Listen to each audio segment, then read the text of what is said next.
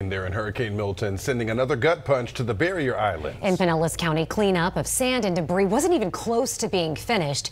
And now those same hurricane victims, they are starting this process all over again, this time with more damage. Luke Cleary from our sister station joins us live here in Pinellas County. And Luke, I just can't begin to imagine how these people are feeling. And you've been able to talk with them.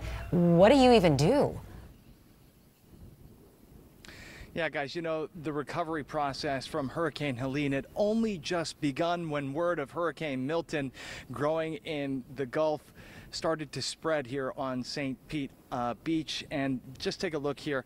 You see the damage still, and it's hard to tell at this point. These two massive events, the damage from the two of them starting to blend into one another. This is the Dolphin Beach Resort here on St. Pete Beach, and as you can see, the sliding doors, the windows here boarded up, and Flipper's Beach Bar over here in very bad shape. As you can see there, the boards just splintered into pieces. This is going to take a significant amount of work to bring this resort back into working order. And this is the scene that you will find across St. Pete Beach area and throughout the barrier islands. On the way in, the bridges are back open, and so you can drive up and down the streets.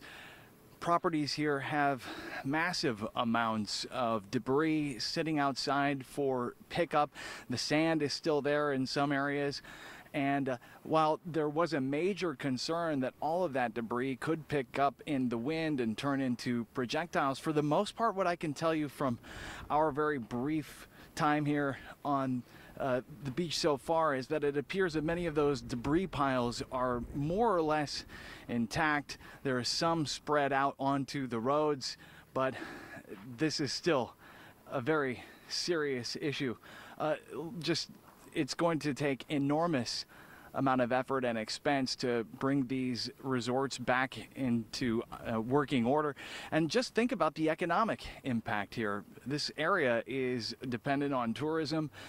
These smaller resorts employing hundreds, thousands of service workers that are going to be out of work until they're brought back online. Tourism here will be at a virtual standstill for quite some time.